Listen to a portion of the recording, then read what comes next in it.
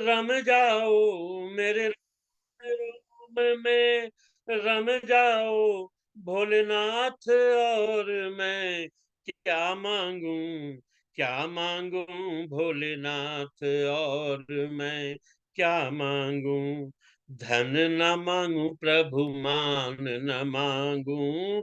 धन न मांगू प्रभु मान न मांगू।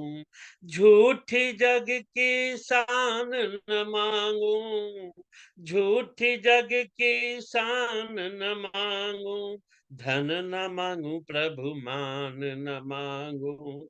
धन न मांगू प्रभु मान न मांगू। झूठी जग की शान न मांगू। झूठी जग की शान न मांगू। देना है तो दे दो भोले, देना है तो दे दो भोले, जपन को हर नाम। क्या मांगू भोलेनाथ, और मैं क्या मांगू। क्या मांगू भोलेनाथ, और मैं क्या मांगू।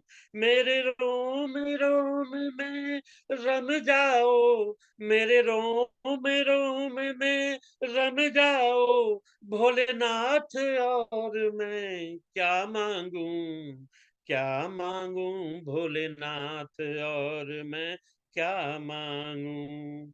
अब तो सुन लो प्रभु हमारी, अब तो सुन लो प्रभु हमारी। दर्शन दे दो कैलाश बिहारी, दर्शन दे दो कैलाश बिहारी। अब तो सुन लो प्रभु हमारी, अब तो सुन लो प्रभु हमारी। दर्शन दे दो कैलाश बिहारी, दर्शन दे दो कैलाश बिहारी। पग पग पर मैं ठोकर खाऊं, पग पग पर मैं ठोकर खाऊं। अब पकड़ो मेरी बाँ भोलेनाथ। और मैं क्या मांगू, क्या मांगू भोलेनाथ। और मैं क्या मांगू। नारद जी कहते हैं, फेरत फेरत बीती उमरिया, फेरत फेरत बीती उमरिया। पग थक गए मन भैरे नजरिया, पग थक गए मन भैरे नजरिया। फेरत फेरत बीती उमरिया, फेरत फेरत बीती उमरिया। पग थक गए मन भैरे नजरिया, पग थक गए मन भैरे नजरिया। अवगुण मोह से छूटत नाही, अवगुण मोह से छूटत नाही। दे दो चरण की छाँव। क्या मांगू भोलेनाथ, और मैं क्या मांगू। क्या मांगू भोलेनाथ, और मैं क्या मांगू। मेरे रोम रोम में रम जाओ, मेरे रोम रोम में रम जाओ भोलेनाथ। और मैं क्या मांगू, क्या मांगू भोलेनाथ। और मैं क्या मांगू। बोलिए सदाशिव भगवान की जय। जब दर्शन करते करते नारद जी विभिन्न शिवलिंगों के दर्शन कर लिए, तो एक दिन वहां पर रुद्रगण मिल गए उन्हें। वही रुद्रगण जिन्हें श्राप दिया था, वे दोनों रुद्रगण नारद जी के चरणों में आ गए और अपनी श्राप मुक्ति के लिए कहने लगे कि हमें श्राप मुक्त कीजिए। तब देवर्षि नारद ने कहा कि देखो रुद्रगणों, उस समय भोलेनाथ शिव जी की इच्छा से मेरी बुद्धि जो है भ्रष्ट हो चुकी थी, इसलिए मैंने मोहवश आप लोगों को श्राप दे दिया।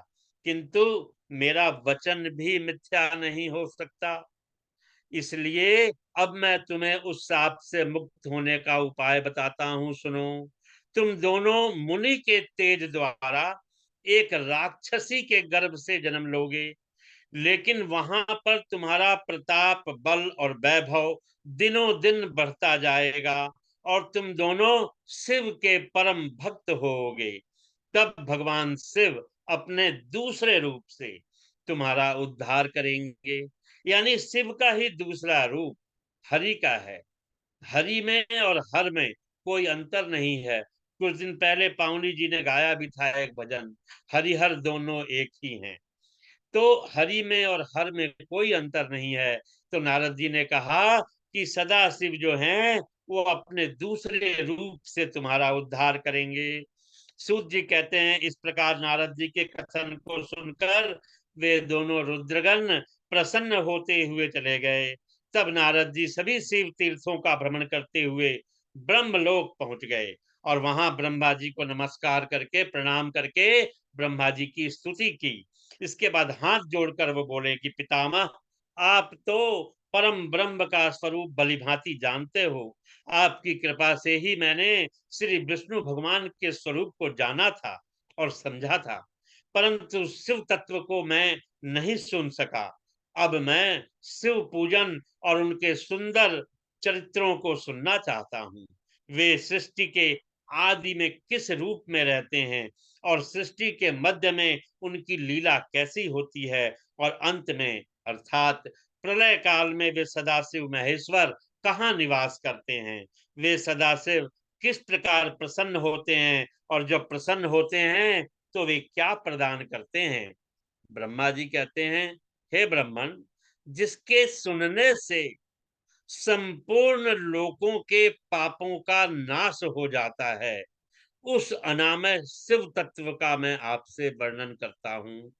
शिव तत्व मया नैव विष्णुनापि यथार्थतः ज्ञातम च परमम रूपम मदभूतम च परेणना। शिव तत्व का स्वरूप बड़ा ही उत्कृष्ट और अद्भुत है, जिसे यथार्थ रूप से ना तो मैं जान पाया हूँ और ना ही श्री हरि विष्णु जान पाए हैं, और अन्य कोई दूसरा भी नहीं जान पाया।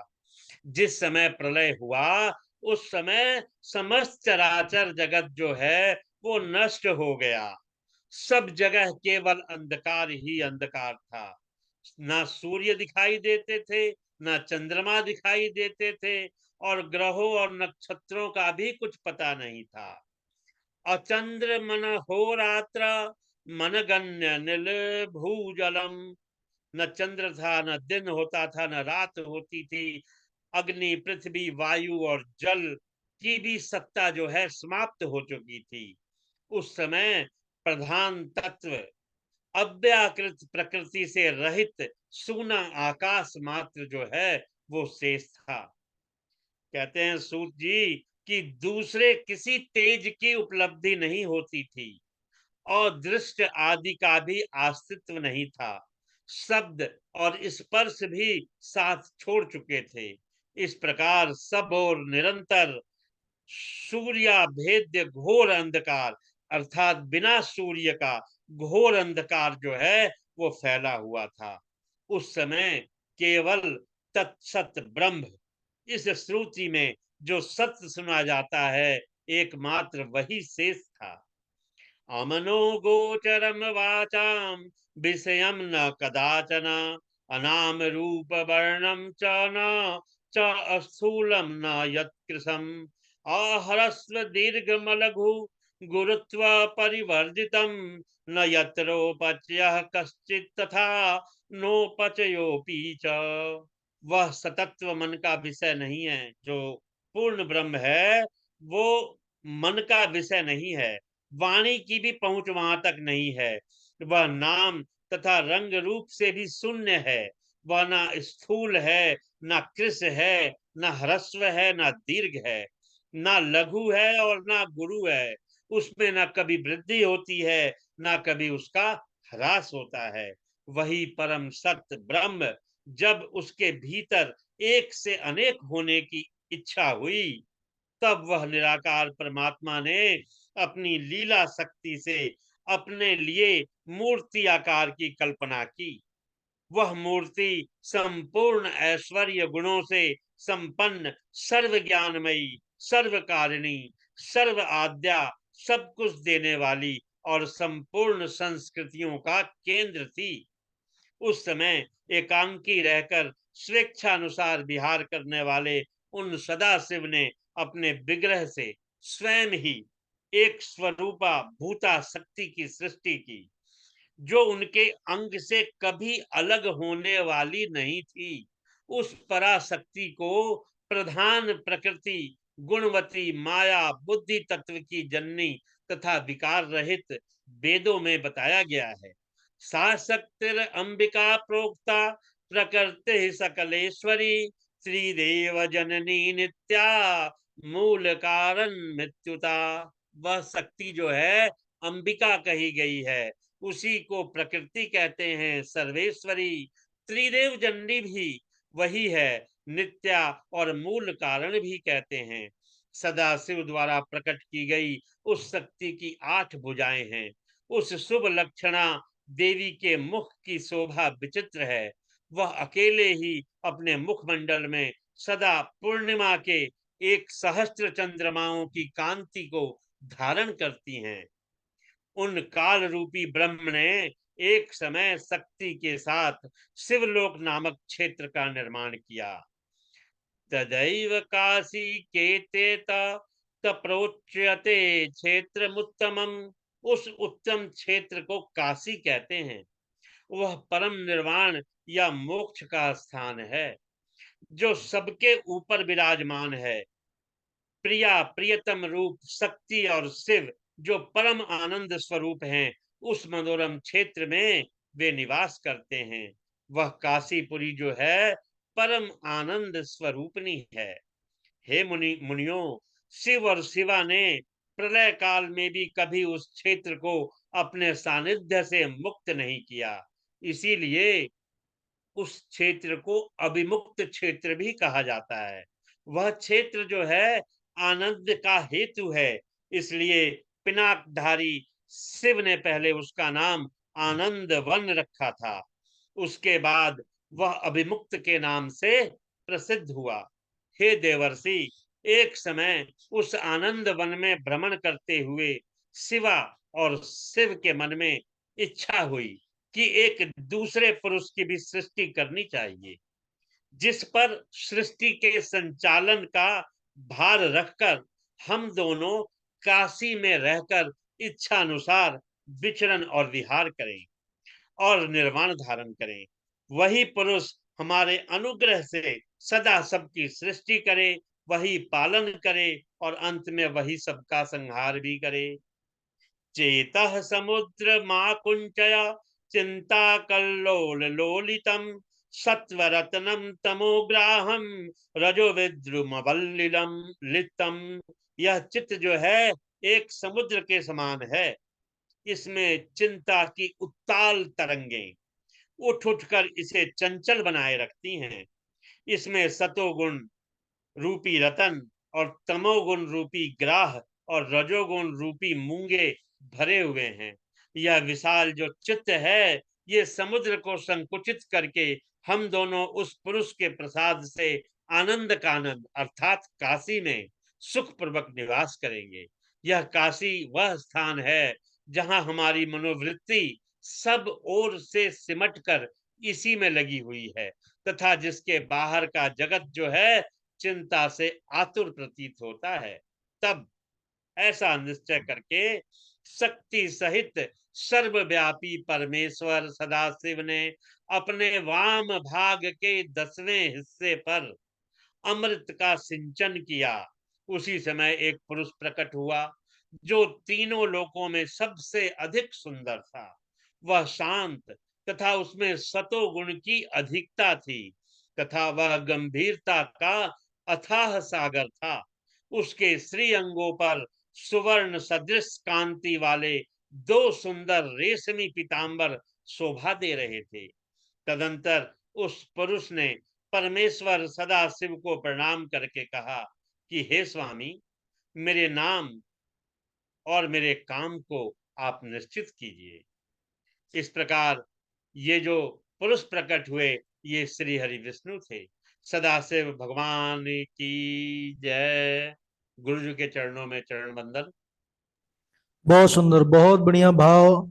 और बीच में आपका जो बहुत अच्छा भजन था, दोनों ही वक्तव्य और भजन बहुत बढ़िया लगा, बड़ा आनंद आया। सदाशिव भगवान की कृपा हमेशा आपके ऊपर बनी रहे, और ऐसे ही आप बढ़िया बढ़िया जो है तो पावन प्रसंगों को सुनाते रहें। बहुत बहुत शुभकामनाएं आपको, बहुत बहुत साधुवाद। धन्यवाद गुरु जी, आपका आशीर्वाद बना रहे, बहुत अच्छी वाणी है आपकी। सहपाठियों का सहयोग प्राप्त होता रहे। हाँ, सभी बड़े प्रसन्न हैं, और वाणी बहुत बहुत अच्छा है आपका। प्रभु माता शारदा की और भगवान गणेश की बड़ी कृपा है, और इसी प्रकार बनी रहे।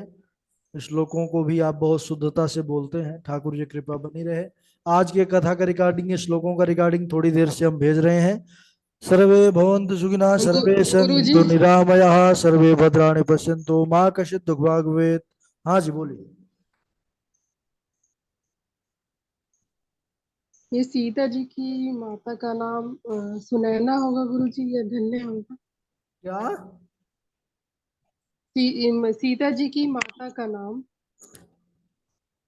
देखिए, ये मैना है। सीता जी के माता का नाम क्या था? सुनैना। सुनैना। हाँ तो ये, सुनैना तो हाँ। और धन्या बताया ना। हाँ, धन्य उनका जो है तो, ये देखिए पितरलोक की बात हो रही है। जो पितरलोक में तीनों बहनें हैं, जो राजा जनक की जी पत्नी बनी, वो थी धन्या, है ना। और जी। यहाँ उनका दूसरा नाम एक जो है सुनैना में ही पड़ा है, लेकिन उनका हाँ वास्तविक नाम जो है धन्या।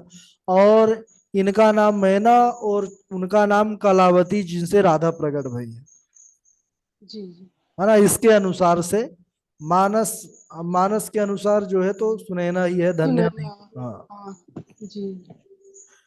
ठीक है। प्रणाम गुरुजी, प्रणाम। सर्वे भवन्तु सुखिनः, सर्वे सन्तु निरामयाः, सर्वे भद्राणि पश्यन्तु मां कश्चित् दुःखभाग् भवेत्। शांति शांति शांति। ठीक है, सभी को शुभ रात्रि। जय श्री कृष्ण, जय श्री राधे। आनंद से रहिए, अध्ययन करते रहिए।